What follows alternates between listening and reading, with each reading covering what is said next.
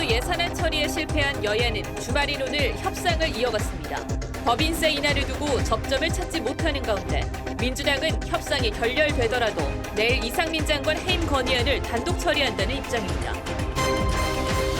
15일간 화물연대 운송거부로 산업계가 입은 피해 규모는 4조 원에 달하는 것으로 추산됐습니다. 운송거부 철회 이후에도 노조원들은 국회 앞 집회를 열고 안전운임제 연장 요구를 이어갔습니다. 고등학생들이 부모님 차를 몰다 전신줄이 들이받는 사고가 났습니다. 타고 있던 학생 2명이 숨지고 2명이 크게 다쳤습니다. 한국 선수 최초로 월드컵 본선에서 멀티골을 터뜨린 조규성 선수가 스튜디오에 출연해 월드컵을 마친 소회와 유럽 진출 계획에 대해 밝힙니다.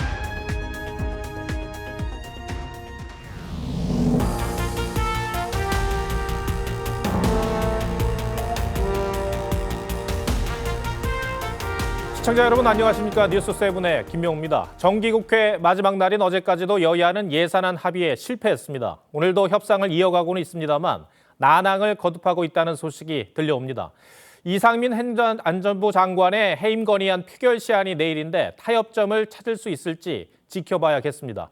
국회에 나가 있는 취재기자 연결합니다. 자, 고희동 기자, 현재 협상 상황은 어떻습니까? 네. 여야 원내대표는 오전에 이어 오후에도 두 차례 비공개 회동을 가졌습니다. 더불어민주당 박홍근 원내대표와 국민의힘 주호영 원내대표는 5시 15분부터 만났는데 35분 만에 아무 성과 없이 끝이 났습니다. 앞서 두 사람은 4시 40분, 오전에도 40분간 비공개 회동을 가졌습니다. 임시국회 첫날에도 여야는 쟁점 사안에 대한 입장차만 확인한 겁니다. 여야는 전체 예산안의 감액 규모에서부터 이견이 큽니다. 야당은 예산 639조 원 중 최소 5조 원 이상의 감액을 주장하고 있고 여당은 3조 원을 넘길 수 없다는 입장입니다. 국민의힘은 대선 불복을 연상케 하는 칼질이라고 비판했는데 민주당은 민생과 경제를 위해 물러서지 않겠다고 맞섰습니다. 이상민 장관 해임 건의안의 표결 시한인 내일 오후 2시가 예산안 처리의 마지노선으로 여겨지고 있는데 예산 명세서를 작성하는 데만 최소 8시간 이상이 걸리는 만큼 늦어도 내일 새벽까지는 예산안 합의가 이루어져야 하는 상황입니다. 민주당은 오늘 내일 중 단독 수정안을 만들어 본회의에 상정할 것으로 보이는데 국민의힘은 의원총회를 소집해 대응책을 논의할 계획입니다. 지금까지 국회에서 TV조선 고희동입니다. 민주당은 내일 의원총회를 열고 이상민 행안부 장관 해임 건의안 처리를 강행하겠다는 입장입니다. 그러나 민주당 생각대로 일이 진행될지는 미지수입니다. 국회의장이 같은 당 출신이지만 민주당과 생각이 다른 것 같습니다. 김진표 국회의장이 예산안 우선 합의를 강조하고 있어서 민주당은 사실상 예산안과 이상민 장관 해임안 중 하나는 양보해야 하는 상황에 놓인 겁니다. 정민진 기자가 보도합니다. 민주당 지도부가 소속 의원에게 보낸 문자입니다. 예산안 협상이 결렬돼도 이상민 장관 해임 건의안을 내일 본회의에서 처리해야 한다며 의원총회를 소집한다고 적혀 있습니다. 지난 8일 국회 본회의에 보고된 이 장관 해임안의 처리 시한은 내일 오후 2시입니다.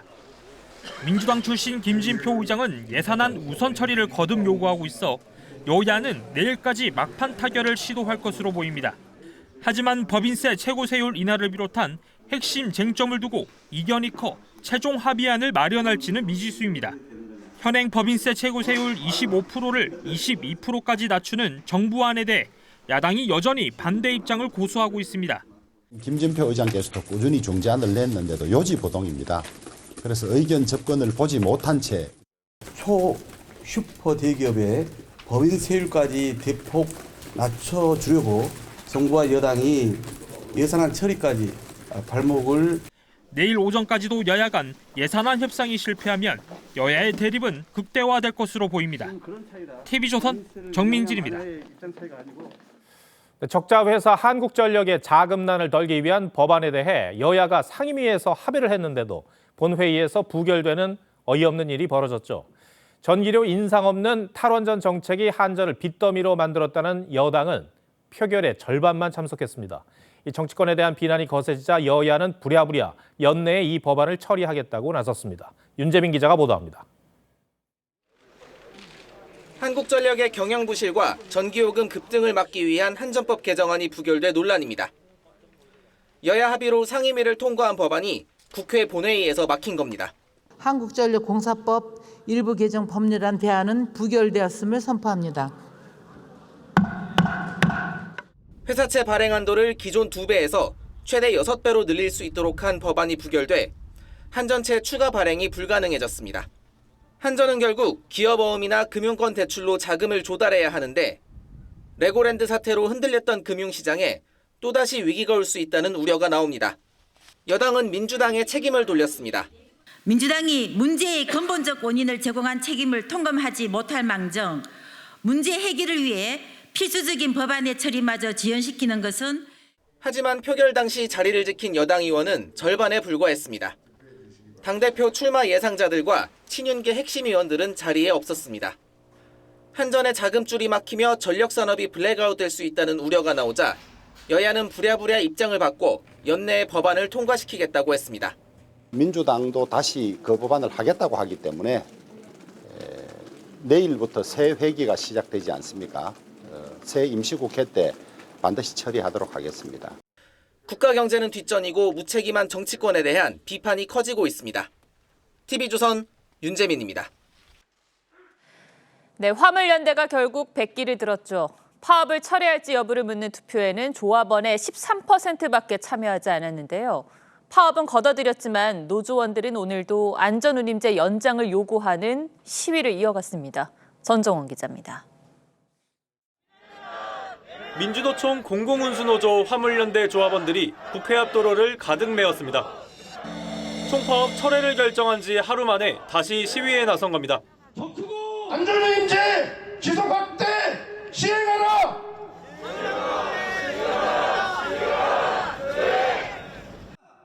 화물연대 측은 노동자들의 피해를 최소화하기 위해 파업은 철회했지만 안전운임제 품목 확대와 연장을 위해 현장에서의 투쟁은 계속하겠다고 밝혔습니다.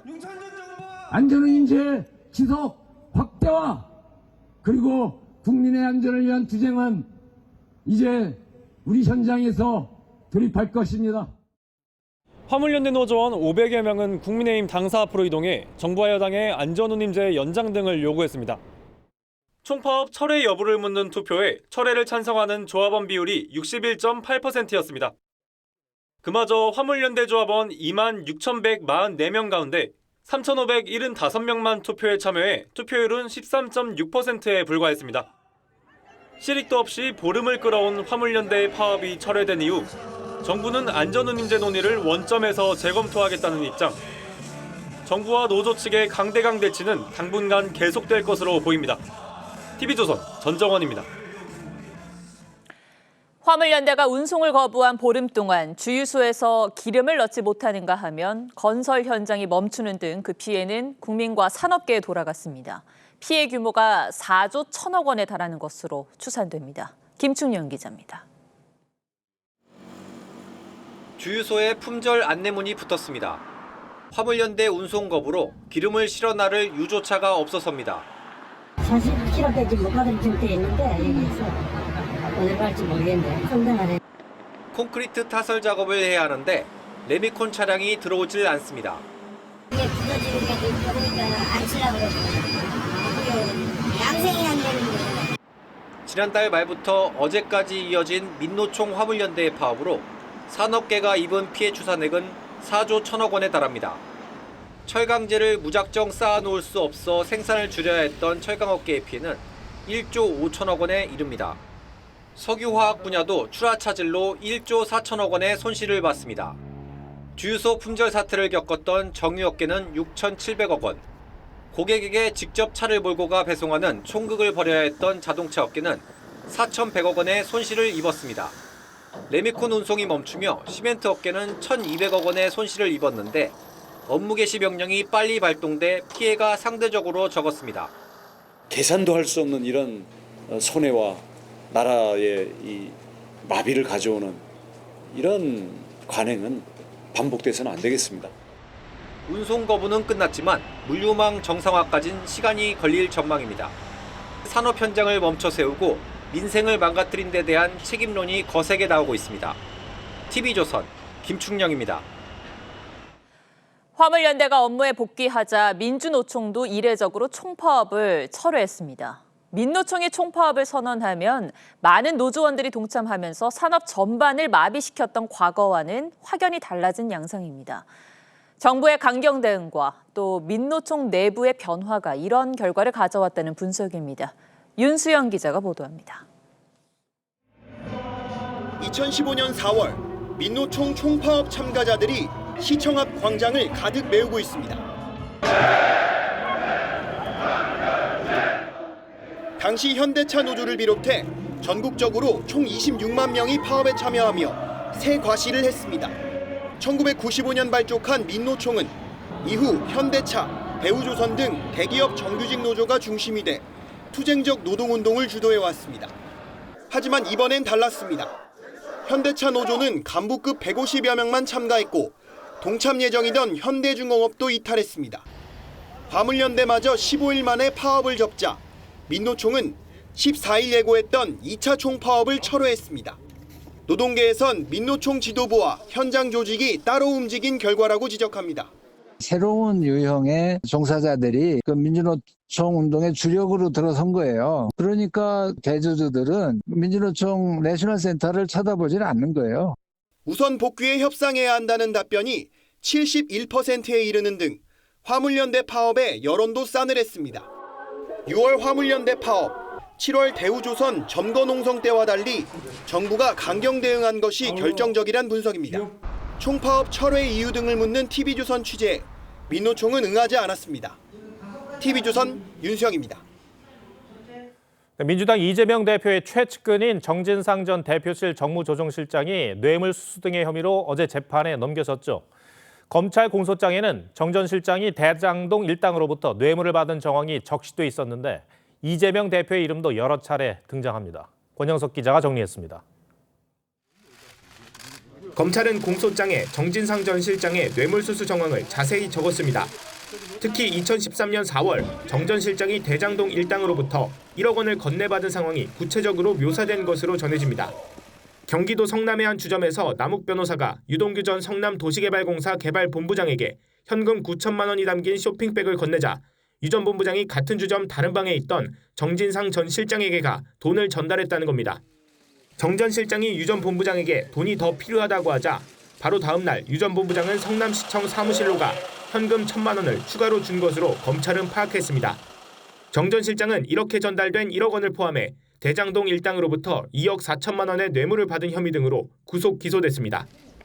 공소장엔 정 전 실장이 이재명 대표와 정치적 동지라는 표현을 비롯해 이 대표 이름도 여러 차례 등장하는 것으로 알려졌습니다. 법정에서 진실이 가려지고 무고함이 밝혀질 것으로 믿습니다. 검찰은 이 대표와 정 실장과의 공모관계를 밝히는 데 수사력을 모으고 있습니다. TV조선 권영석입니다. 남욱 변호사는 법정에 나와 이재명 대표를 향한 거침없는 발언을 이어가고 있습니다. 어제 열린 재판에선 용적률 상향을 비롯해 이 대장동 사업의 핵심 내용은 이 대표 의지에 따라 추진됐고 대장동 일당은 끌려다녔다고 주장했습니다. 나중에는 이 대표가 지분까지 가져갔다고 했습니다. 황민재 기자가 보도합니다. 2016년 서판교 터널 개통 소식이 알려지며 대장동의 가치는 높아졌습니다. 같은 해 성남시는 대장동 아파트의 용적률을 180%에서 195%로 상향 조정했습니다. 이를 통해 대장동 일당이 얻은 추가 개발 이익만 최소 300억 원인 것으로 알려집니다. 어제 대장동 재판에 증인으로 출석한 남욱 변호사는 이 모든 게 이재명 민주당 대표가 결정한 일이라고 밝혔습니다. 대장동 사업의 수익을 늘려 이 대표가 추진하던 성남 1공단 공원화 비용을 조달하려 했다는 겁니다. 이 대표는 성남 1공단 공원화 공약을 내세워 2010년 성남시장에 처음 당선됐고 2014년에는 재선에 성공했습니다. 남 변호사는 대장동 사업은 이 대표가 원하는 대로 추진됐고 대장동 일당이라 불리는 우리는 끌려갔던 것이라며 나중에는 이 대표가 지분까지 가져갔다고 주장했습니다. 이재명 시장이 제1공단 사업 비용만 확보되면 모두 민간 수익 보장해 준다는 취지로 말씀하셨는데 사실일까요? 이재명 측 지분이라는 게 누구의 지분인지 아느냐는 검찰 측 질문에 남 변호사는 이재명 대표도 포함된 것 아닌가 생각한다고 답했습니다. 다음 재판은 16일에 열립니다. TV조선 황민지입니다. 네, 이른바 청담동 술자리 의혹은 허무맹랑한 가짜 뉴스로 드러났죠. 이 최초 발설자인 첼리스트는 저희 TV조선 취재진에게 처음으로 말문을 열었는데 남자친구를 속이기 위해 꾸며낸 얘기라고 털어놨습니다. 이 남녀 관계에서 일어난 거짓말에 야당은 아무런 확인도 하지 않고 뭐가 있는 것처럼 확대 재생산을 했고 정치권은 한 달 넘게 소모적인 공방을 벌였습니다. 오늘은 김창섭 기자가 첼리스트의 뒤늦은 고백에 포커스를 맞췄습니다. 7월 19일 밤인데요. 그날 술자리를 가신 기억이 있으십니까? 김의겸 민주당 의원의 의혹 제기로 시작된 청담동 술자리 의혹. 와가지고 술 마시고 노래 부르고 행동을 먼저 왔어. 의혹의 진원지였던 첼리스트 A씨는 모든 게 남자친구에게 늦은 귀가를 둘러대기 위한 거짓말이었다고 밝혔습니다. 사람들은 어떻게 그거를 거짓말을 그렇게 생생하게 할 수 있냐고 하잖아요. 제가 거짓말을 생생하게 했어요. 7월 19일 이세창 전 자유총연맹 총재 등 6명 정도가 참석한 술자리가 있었긴 했지만 해당 술자리는 자정쯤 끝났고 이후 자신은 친구들과 만나 새벽까지 놀았다고 했습니다. 새벽 3시까지 놀다가 간 거죠, 집에. 사적인 남녀 간 거짓말이 정치권 싸움으로 확전된 상황. 제 거짓말로 인해서 다 피해를 본 거잖아요. 너무 미안하고. 하지만 김 의원 측에선 연락 한 번 하지 않았다고 말합니다. 팩트체크 안 됐는데 그걸 가지고 얘기한다는 거는 정말 자격이 없다고 생각했어요. A씨의 육성 증언으로 사실상 가짜뉴스로 판명된 청담동 술자리 의혹. 하지만 책임지는 사람은 없습니다. 그래서 사과를 하고 말고 할 문제가 아니라고 생각을 하고요. 얘기는 뭐 최고위원회에서 전혀 얘기 나온 게 없기 때문에. 김 의원과 함께 해당 의혹을 제기한 인터넷 매체는 어떨까? 제가 더 탐사하고 같이 협업을 한 건 맞습니다. A씨가 남자친구 집에서 짐을 빼던 날 부동산 업자라고 접근해 나눈 대화 내용을 무단으로 녹음한 뒤 첼리스트 A씨가 진술을 번복했다고 주장합니다. 다 짜집기하고 편집하고 앞뒤가 없어요. 제가 뭔가 위험해서 무서워서 말을 못하는 것처럼. 비용 지원까지 제안하며 집요하게 연락한 사실도 드러났습니다. 팩트가 아니면 그만해야죠. 이런 걸로 돈을 벌려고. 침묵하는 민주당과 또 다른 논란을 부추기는 인터넷 매체. 첼리스트 A씨의 고백이 너무 늦었던 건 아닌지. 뉴스7 포커스였습니다.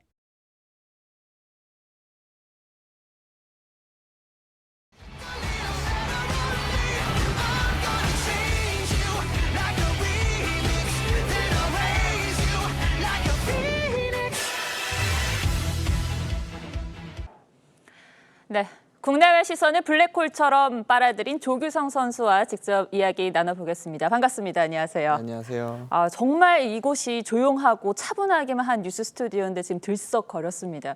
사실 우루과이전에서 9번 선수 도대체 누구냐 이러면서 관심을 받기 시작을 했고 이후에 가나전에서 벤투 감독의 결단으로 이제 선발 출전을 하게 됐습니다. 규성아, 너 스타팅 멤버다.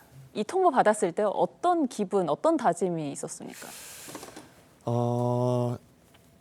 제가 월드컵이라는 이 무대를 위해서 얼마나 내가 잘 준비했나 한번 생각을 다시 한번 하게 된 계기인 것 같아요. 그때가 네, 다시 한번 하게 됐고 들어가면은 내가 어떻게 해야 될 것이며 좀 그런 생각을 좀 많이 했던 것 같아요. 가나전 이야기를 안 할 수가 없는데 사실 전반전에는 생각했던 것처럼 잘 풀리지 않아서 선수들이 좀 답답해하는 모습이었는데 전반전 끝나고 좀 선수들과 어떻게 이야기를 하면서 좀 다독였습니까?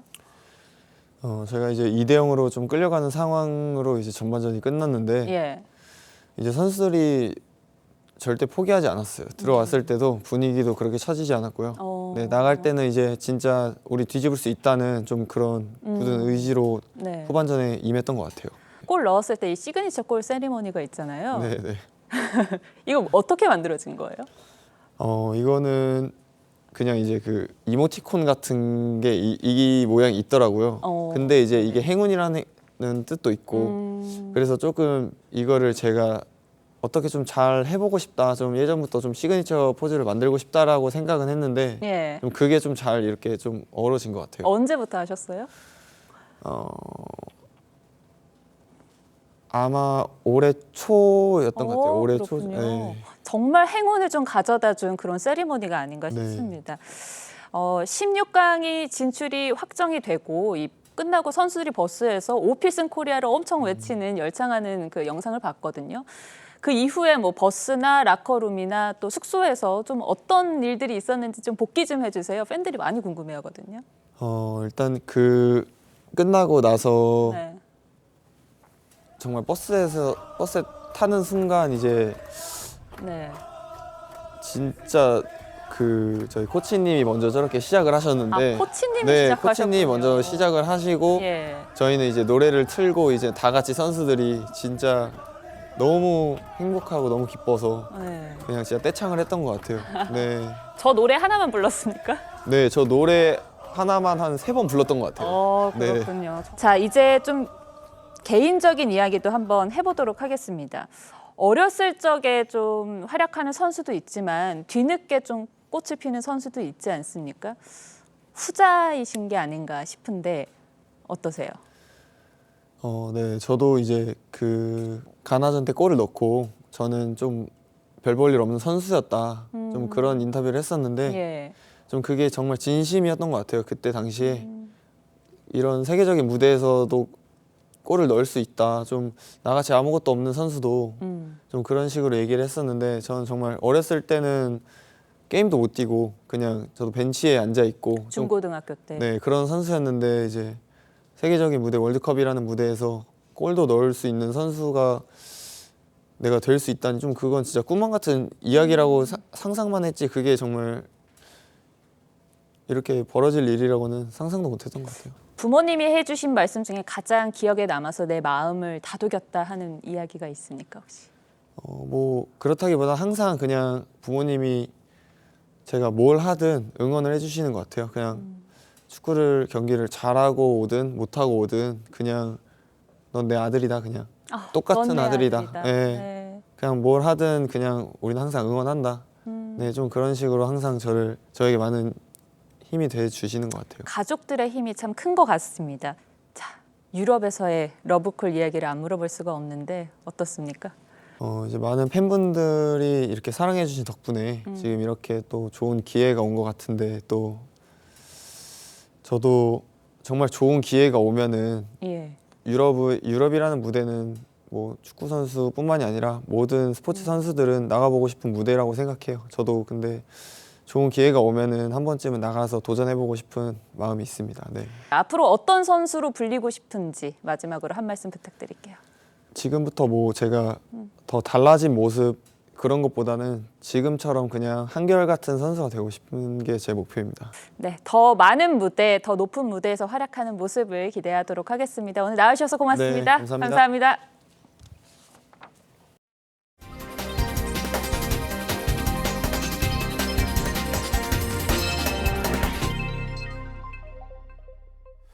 네, 오늘 새벽 경기도 양평에서 고등학생이 몰던 승용차가 전신주를 들이받아 2명이 숨지고 2명이 크게 다쳤습니다.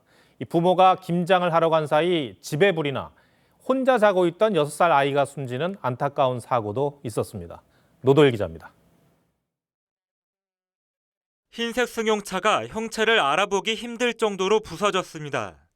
오늘 새벽 4시쯤 경기도 양평의 한 국도에서 고등학생 4명이 탄 승용차가 전신주를 들이받았습니다.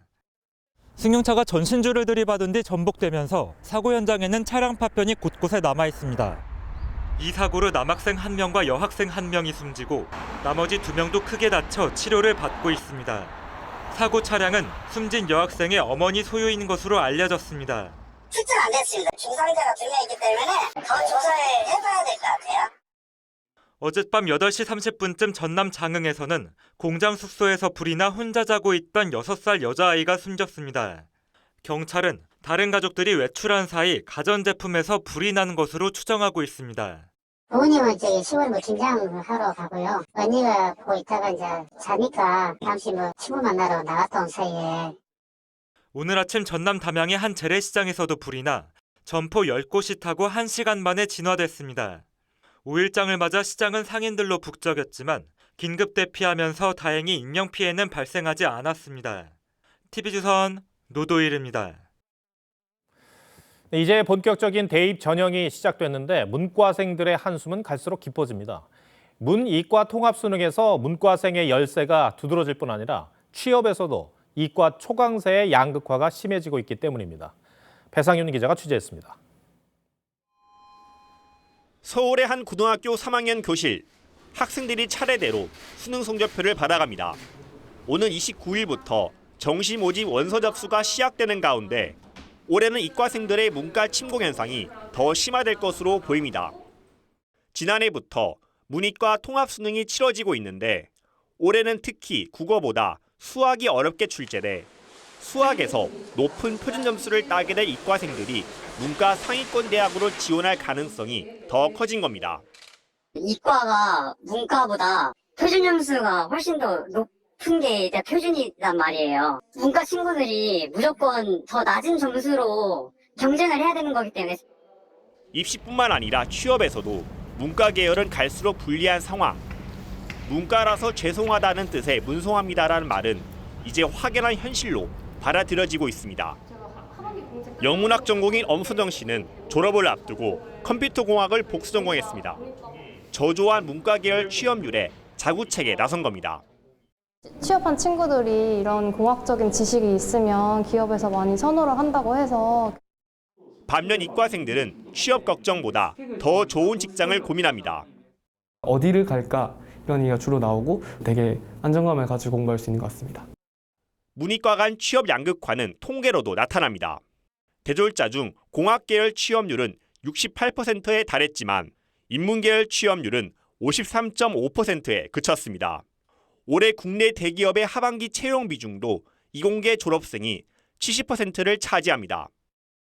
그래서 사회의 변화에 걸맞게 전공 간 장벽을 허물어야 한다는 지적이 나옵니다. 입학 때는 전공을 정하지 않고 들어와서 나중에 이제 정하는 학사 제도를 잘 설계를 해야 되고. 실제로 서울대는 최초로 문이과 간 구분을 없애는 방안을 검토하고 있습니다. 하지만 기초학문 고사 우려와 함께 전공 간 이해관계가 첨예해 조만간 실현되기는 어렵다는 분석입니다. TV조선 배상윤입니다. 날씨가 추워지면서 바다의 우유라 불리는 굴도 제철을 맞았습니다. 올해는 태풍이나 고수원 피해가 지난해보다 적어 굴 양식도 풍년이라고 합니다. 정아람 기자가 남해안 굴 수확 현장에 다녀왔습니다. 여수 앞바다에 자리 잡은 굴 양식장입니다. 수심 4m에 설치한 양식 줄을 끌어올리니 커다랗게 자란 굴이 덩어리처럼 붙어 줄줄이 올라옵니다. 세척 과정까지 마친 굴이 운반선에 산더미처럼 쌓입니다. 작업은 힘들어도 이렇게 작황 자체가 좋으니까는 힘들 줄 모르고 열심히 일하고 있습니다. 수확한 굴은 작업장으로 옮겨지고 껍질 속에서 싱싱한 우윳빛 굴이 모습을 드러냅니다. 정말 좋네. 수산시장에도 제철 굴을 찾는 손님이 늘어나기 시작했습니다. 지금 철이니까 많이 찾으라고 오세요. 맛이 좀 달달하, 좀 짭짤하면서도 맛있어요. 올해는 굴 폐사량이 적어 전체 수확량은 4,500여 톤으로 늘어날 전망입니다. 올 여름과 가을에는 태풍과 고수원 피해가 적어 전국의 굴 생산량도 지난해보다 10% 늘어날 것으로 예상됩니다. 빈선수 수계 같은 자연재해가 거의 없었으며 자연 폐사율도 적어 전반적으로 굴 상태는 양호한 편입니다. 수출용 가공 굴 생산량도 최근 5년 동안 가장 많은 5천여 톤으로 예상돼 지난 2년 동안 40% 가까이 줄었던 굴 수출량도 다시 회복세를 보일 전망입니다. TV조선 정아람입니다. 이르면 내년 1월 실내에서도 마스크를 쓰지 않아도 될 가능성이 나오고 있죠. 사실 실내 마스크 착용 의무는 주요국 가운데 우리만 유지해왔습니다. 그런데 먼저 규제를 푼 미국이나 독일이 오히려 인구 대비 확진자 수가 크게 낮다고 합니다. 왜 그런지 박재훈 기자가 보도합니다. 마스크를 안 쓴 사람들이 환호하며 맥주잔을 서로 부딪힙니다. 지난 9월 독일에서 3년 만에 다시 열린 옥토버페스트 축제 현장입니다.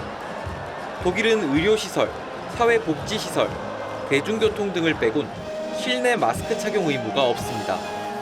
하지만 코로나 확진자 규모는 우리보다 훨씬 작습니다. 인구 100만 명당 주간 평균 확진자 수가 한국은 1,110명인 반면 독일은 335명에 불과합니다. 아예 착용 의무가 없는 미국은 그보다 더 낮습니다.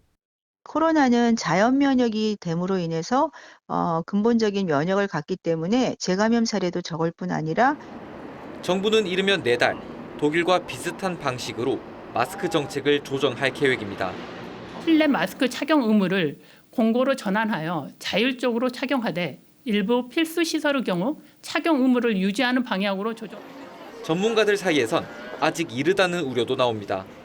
접종 캠페인을 지금 굉장히 강조하고 끌어올리는데 찬물을 끼얹는 거고.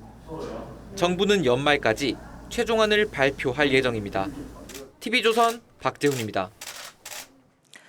푸틴 러시아 대통령이 연이어 핵을 거론하고 있습니다. 이번에는 미국처럼 선제 타격 개념을 도입하는 걸 고려하고 있다면서 위협 수위를 끌어올렸습니다.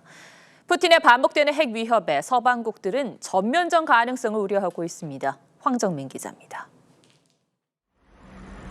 불기둥에서 검은 연기가 끝없이 뿜어져 나옵니다. 현지 시간 6일 러시아의 주요 군사시설인 쿠르스크 비행기지가 폭발했습니다. 우크라이나의 소행으로 확신하는 푸틴 러시아 대통령은 잇따라 핵을 거론하고 있습니다. 이번엔 필요하면 먼저 공격에 나서는 미국의 선제 타격 개념을 도입하는 걸 생각하고 있다고 강조했습니다. Если противник считает потенциально, что возможно использование теории превентивного удара, а мы нет. 불과 이틀 전에도 핵무기 사용을 언급했습니다. У нас стратегия наша применения средств защиты, а именно как защиту мы рассматриваем оружие массового поражения, ядерное оружие. 수위가 높아지는 핵 위협에 서방 진영에선 러시아와의 전면전이 벌어질 수 있다는 경고가 나왔고 미국 정부는 이번에도 즉각적인 반응을 보였습니다. Nuclear powers have a profound responsibility to avoid provocative behavior and to lower the risk of proliferation. 러시아와 친밀한 관계를 유지해오던 인도는 이례적으로 양국 간 연례 정상회담을 열지 않기로 했습니다. TV조선 황정민입니다.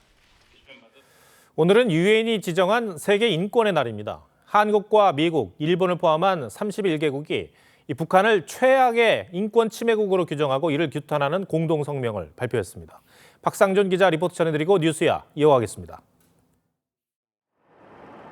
유엔 안전보장이사회 비공개 회의가 열리기 전 각국 유엔 대사들이 한자리에 모였습니다. 세계 인권의 날을 맞아 북한의 인권 실상을 규탄하기 위해서입니다. In political prison camps, where they suffer abuses including torture, forced labor, summary executions, starvation, and gender-based violence. 지난해 불참했던 우리 정부를 비롯해 미국과 일본 등 31개 국가가 동참했는데 7개국이 참여했던 지난해와는 사뭇 다른 분위기였습니다. 북한의 잇따른 도발로 국제사회 긴장감이 높아졌기 때문입니다. 특히 다른 나라 국민을 대상으로 즉결 처형과 암살, 납치 등이 이뤄지고 있다며 서해 공무원 피살 사건을 지적했습니다. 공동성명은 2020년 이후 공개회의 진행을 맡고 있는 중국과 러시아를 비판하기도 했습니다. 미 정부는 탈북민을 잔혹하게 살해하고 있는 북한의 국경수비대와 4.26 아동영화 촬영소 관련 8곳을 추가 제재했습니다. In response to its actions restricting freedom of movement, mistreating those seeking to flee the DPRK, and exploiting laborers to generate revenue. 지난달 유엔 소위원회에서 18년 연속 채택된 북한 인권 결의안도 이달 중 총회를 통과할 전망입니다. TV조선 박상준입니다.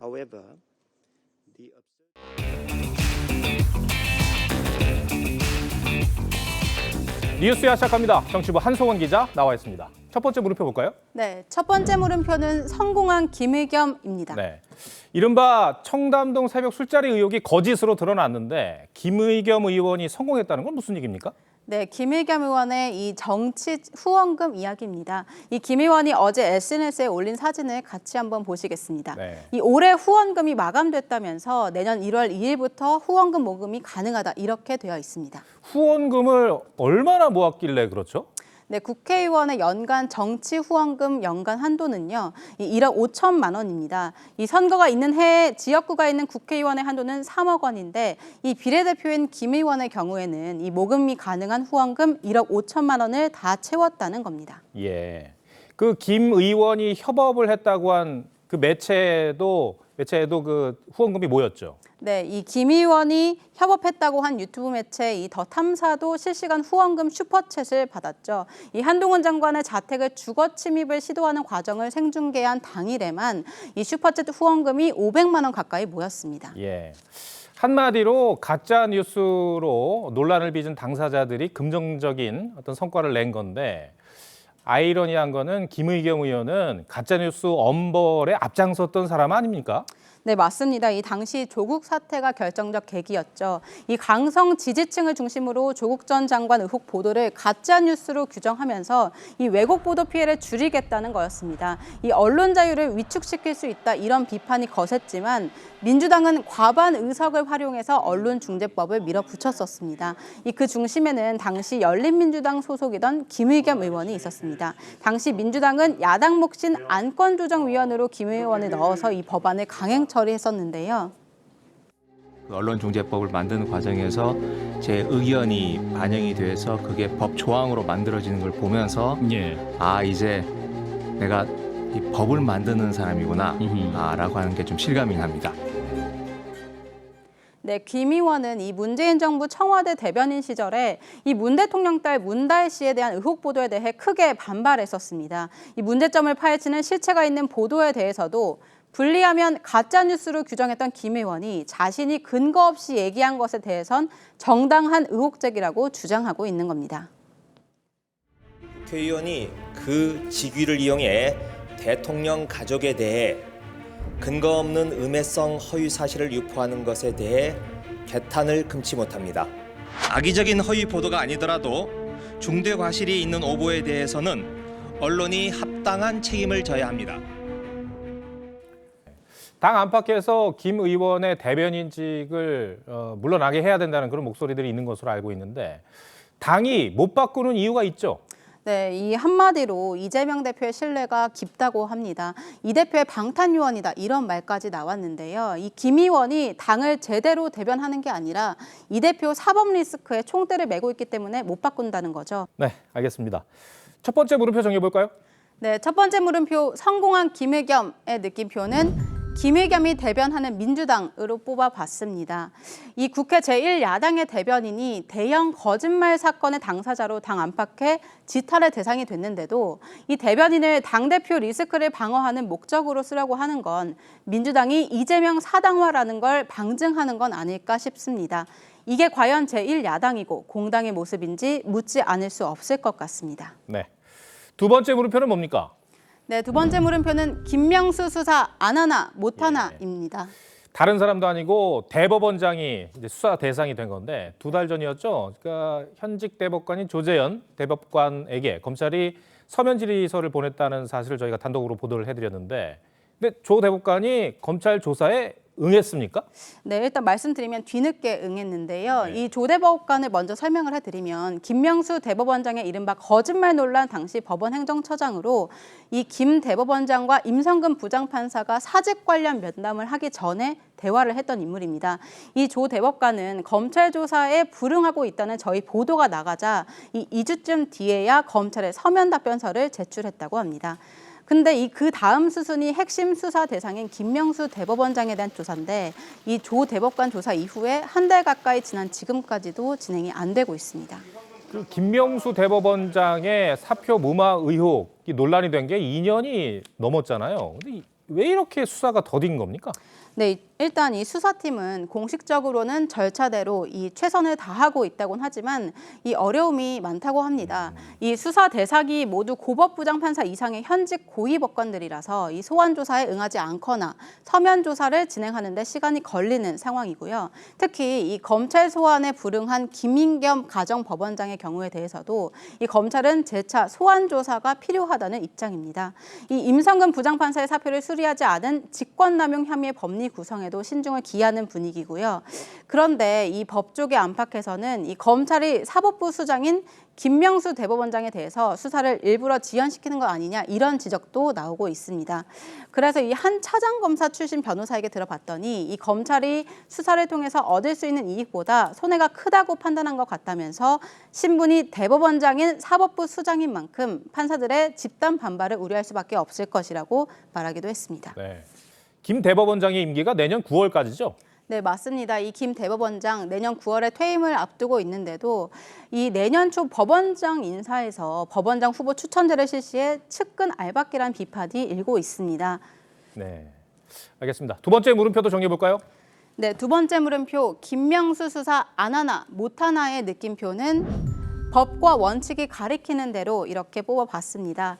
이 사법개혁의 적임자를 자처했던 김명수 대법원장, 막상 임성근 부장판사가 사표를 내자 이 정치권 눈치를 보면서 탄핵을 문제로 사표 수리를 무마해 수사를 받게 됐는데요. 이를 수사하는 검찰도 사법권력 눈치를 본다는 지적을 피하기는 힘들어 보입니다. 이 공명정대하게 수사해달라는 국민의 목소리도 명심해야 할 것 같습니다. 네, 한성훈 기자 오늘 설명 잘 들었습니다.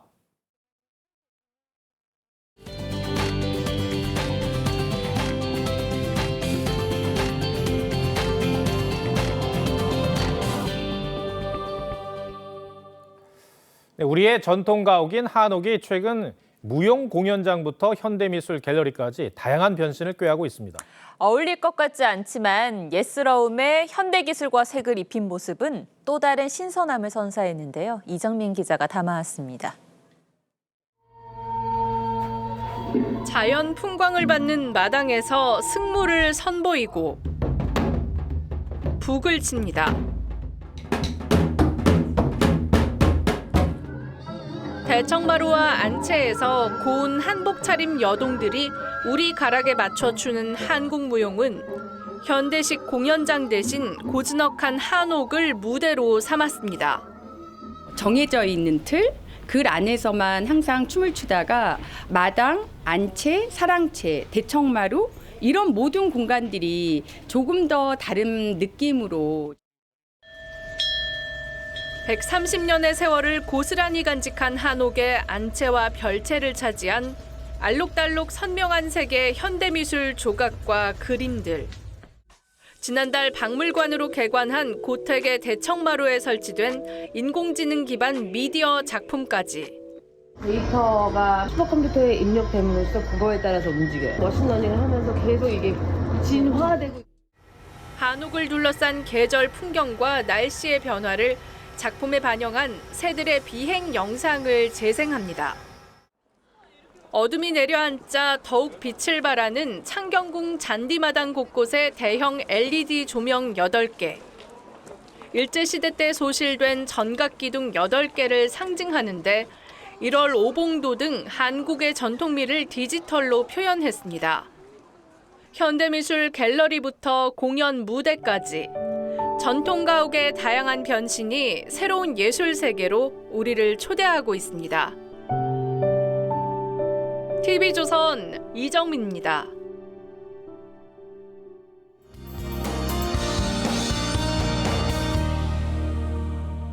볼에 닿는 공기가 점점 차가워지고 있습니다. 밤부터 찬 공기가 내려오면서 내일 서울 아침 기온 영하 3도까지 뚝 떨어지면서 오늘보다 춥겠고요. 찬바람이 불면서 체감 기온이 영하 10도 안팎까지 떨어지는 곳도 있겠습니다. 낮에는 그래도 기온이 오르면서 예년 기온을 조금 웃돌겠는데요. 서울 6도, 대전 8도, 부산은 11도 예상됩니다. 현재 전국에 구름 많은 가운데 밤까지 충청과 호남, 경북 지역에 빗방울이 떨어지거나 눈이 날리는 곳이 있겠고요. 밤부터 내일 아침 사이 제주에는 비가 살짝 내리거나 기온이 낮은 산간 지역으로는 1cm 안팎의 눈이 내려 쌓이기도 하겠습니다. 일요일인 내일은 오전부터 저녁 사이 동해안에 비 또는 눈이 내리겠고요. 월요일 오후부터 동해안을 제외한 중부지방과 전북에 눈비 소식이 들어있습니다. 수요일에는 서울 아침 기온이 영하 10도까지 뚝 떨어지면서 강추위가 찾아올 것으로 보이니까요. 추위 대비 철저히 해주시는 것이 좋겠습니다. 날씨였습니다. 네, 12월 10일 토요일 뉴스7 마치겠습니다. 시청해주셔서 고맙습니다.